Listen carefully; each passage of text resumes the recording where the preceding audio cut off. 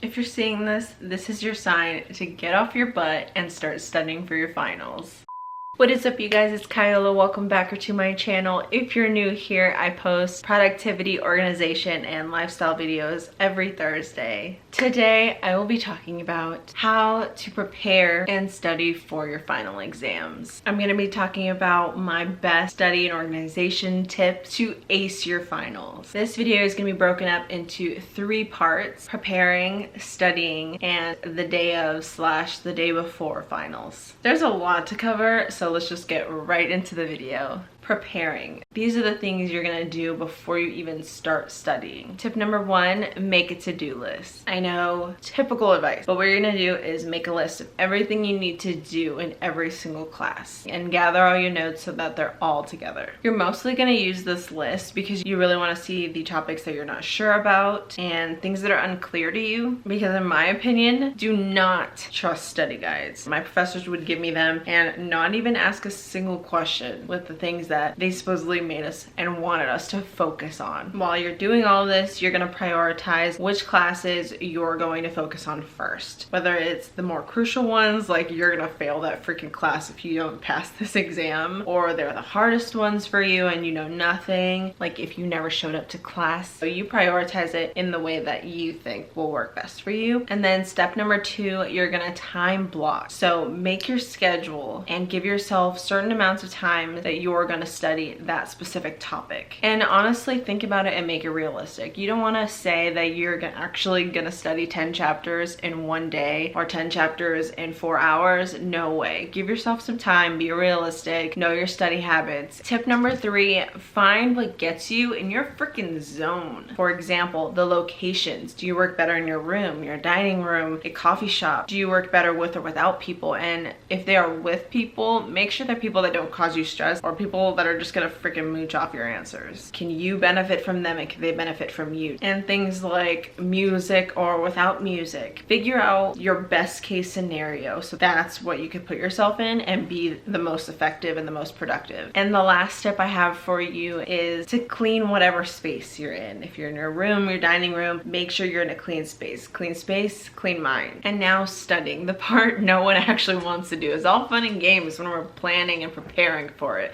but now we're actually studying for our finals. The first tip that I have for you is to use the Pomodoro timer. And if you've never used this timer before, you're gonna work for 25 minutes, take a long or short break, usually about 5 minutes, and then you just keep going. This will help you basically not burn yourself out, but also give you a goal of, okay, I have 25 minutes. It's a whole lot easier than an hour, and then I can take a quick break and be on my phone. Tip number 2, you wanna active study as opposed to passively studying. So passive studying is like reading notes, writing notes, looking at old lectures, or watching them for the first time because you never watched them to begin with. And active studying is like test prep, actually working out problems, going through and doing old homeworks and tests and quizzes again, the part of studying that people actually don't like to do. This is the type of studying that's going to prepare you for the exam. It's not just about memorization, it's about actually understanding the concepts. And tip number 3 is making sure that you check in on your mental health and take a break. Don't abuse these mental health breaks, but if you really need it, take it. Take care of yourself, because if you're not right up here, you're just not even going to retain anything. I'm going to give you some tech hacks and little resources that you can use to help you while you're studying. Hack number 1 is the Speechify Chrome extension. This will read any text aloud for you, and it'll allow you to work on other things for that same class and start focusing on active studying while listening to your text. It'll help you retain a lot more and a lot faster. Tip number 2, imissmycafe.com. If you're the type that loves working at the cafe, but you don't really want to go with how the world is right now, it'll allow you to link your Spotify if that's a part of something that really helps you study. But it also gives you all those sounds and the reasons why we love studying in a cafe in general. It'll set that vibe for you wherever you are. Tip number 3 is an iPhone screenshot hack. So I don't know about you, but when I'm taking exams, especially online exams, I have a lot of screenshots on my phone, if you know what I mean. It'll be a really long web page or something that I need to screenshot, and I end up having to take every single one of them. So you're gonna go on to a website, screenshot it, When you click on it, at the very top, you're gonna click full page. And from there, you get the entire web page instead of taking 50 million screenshots of that web page. The next hack is in the MacBook App Store. It's called Transparent Note. You know, you do what you gotta do.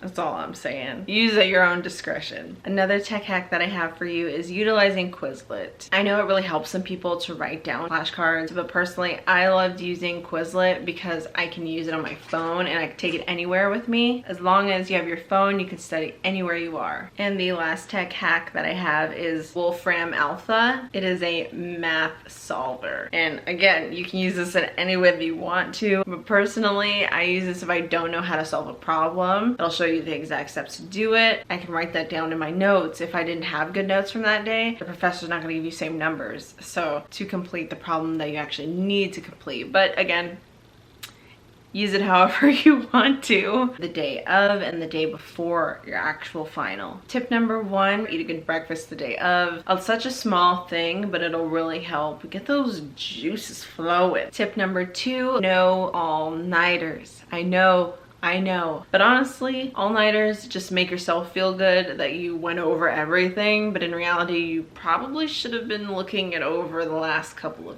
days. Not to call myself out on it, but realistically, what you know the day before is what you'll know. The last thing you want to do is be sleep deprived, and then while you're taking your test, you're like, oh my god, I've seen this before, I know that I studied this, but I can't remember how to do it. That is the worst feeling for those that are taking finals in person. If there's something that's really hard, some sort of formula or instructions on how to do something, write it down as soon as your exam starts. Write it down at the top of the page so that it's fresh in your mind. Memorize it really quick, and then when your professor says put away your notes, put it away. Once he says you can begin, write it at the very top so you don't forget it. And that is all my tips and tricks for you to ace your finals. Some of these, like the tech hacks, may be new to you, some of them may not, but all of these will help you ace your finals. You just have to hold yourself accountable and actually follow through with them. Thank you guys so much for watching. Go ahead and give this video a big thumbs up and subscribe if you're not already. I hope you do great on your finals. You're gonna freaking kill it. Just get off your and start studying, and don't forget to love yourself, be kind, and stay positive. And I'll see you in my next video. Bye!